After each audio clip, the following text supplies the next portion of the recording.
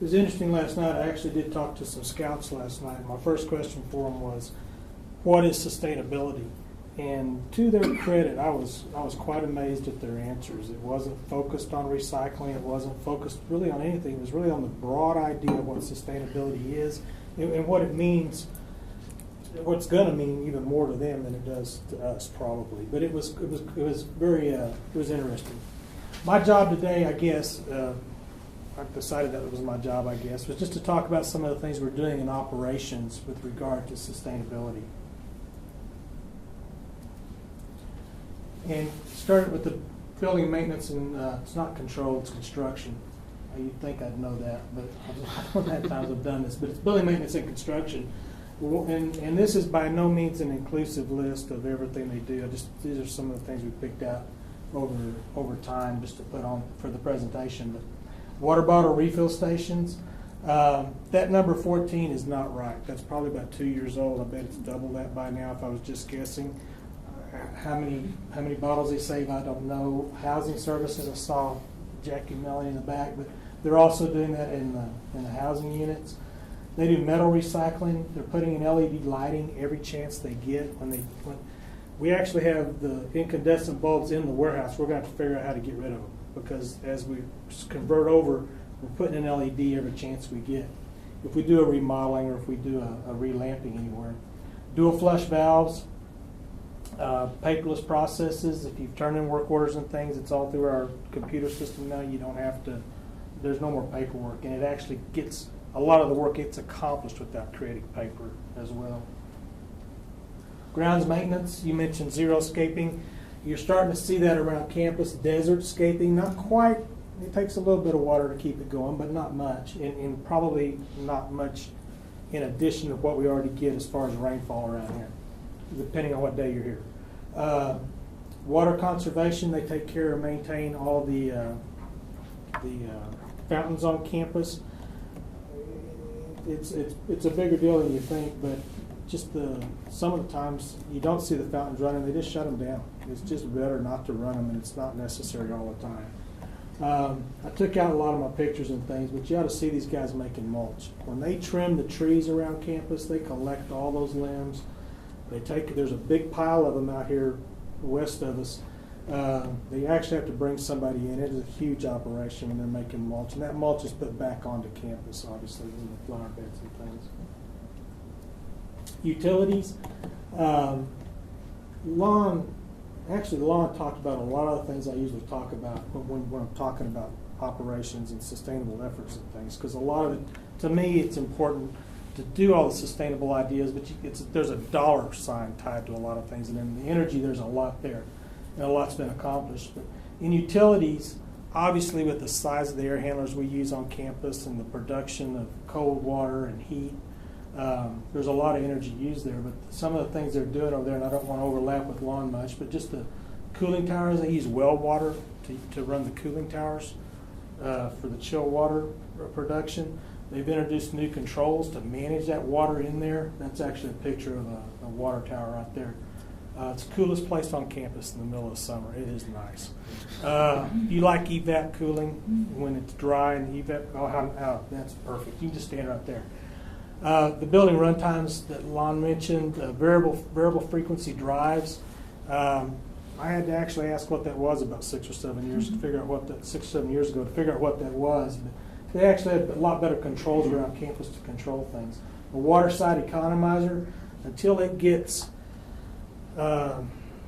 so cold outside, they can actually pull heat. You think about a heat pump; they actually pull heat back out of the air until the temperature drops so low that they can actually pull it back and put it back into the campus system, so they're not having to create that heat. Back pressure turbine. While you're making chill water, you might as well use some of that. That actually generates a little electricity to put back into the system. They're using steam to create that. It's just making some of your own energy, basically. Services, this is actually my home.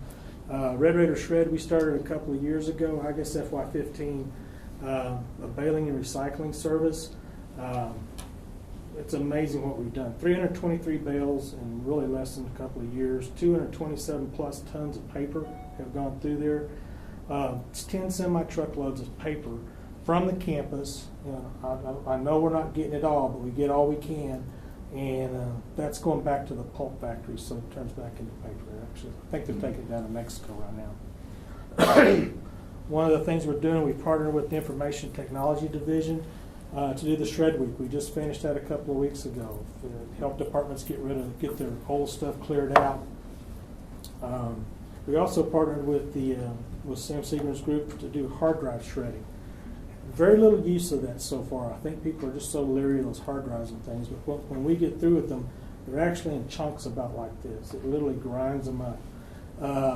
That, I wish I could figure out, I wish Lubbock wasn't in the middle of nowhere, because there's a lot of precious metals in those hard drives. If I could figure out how to get that out, we could fund a lot of things, I think. But right now it just gets recycled as metal. But we do recycle that.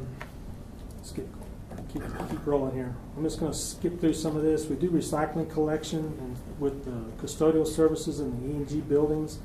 We do what we can. We don't get funded for that. It's just part of our job. We're in the building anyway. We try to make that happen. We collect paper and plastic bottles. Paper, actually, I'll tell you what we're doing with that. We're taking it putting it through the shredding, so we get the count on it and get it baled up. Plastic bottles and things we take over to the recycling center with Melanie and Jackie over there. Green cleaning products. I've heard LEED mentioned once, but we actually get the 1 point you get for LEED certification for the buildings based on our processes and based on the chemicals and things that we use in the buildings and the equipment we use in the buildings for cleaning. We've introduced a microfiber system to the campus. Finally found one that made sense for doing the amount of square feet we do. They do about 4.8 million square feet every night when they clean. We're looking at new floor procedures. We found a machine you can strip floors without chemicals. Unless you really have to take it down to the bare box, to the bare floor, you can do it without chemicals. We've also introduced and starting to put down a new system. You never have to strip it again once you put it down. It is really a nice system. We've got it in the chemistry building. We've got it in the science building next to it. I think we've got it in the visitor center now. It's not easy to put down, and it takes some work, and it takes some time, and it's not cheap. But when you look at what it does for us in saving us chemicals and stripping later, it's going to be worthwhile in the long run. We're also looking at a lot of new equipment to help them do their job better and quicker, the floor equipment. And, we're actually going to look at a machine this next week to help sanitize in buildings and things. It looks like it might be a pretty good system just to keep the environment good. Office of Sustainability, as it is, our main goal when it was started up, and I don't know that we're still there basically, is to make sure that we report into STARS what's being done on this campus. We spend a lot of time collecting data from different departments to make sure that we get that turned in. And that's through the ASHE. Everybody knows what ASHE is, but we make sure that gets turned in. One of the things we've tried to watch for the campus overall is the diversion rate for the campus.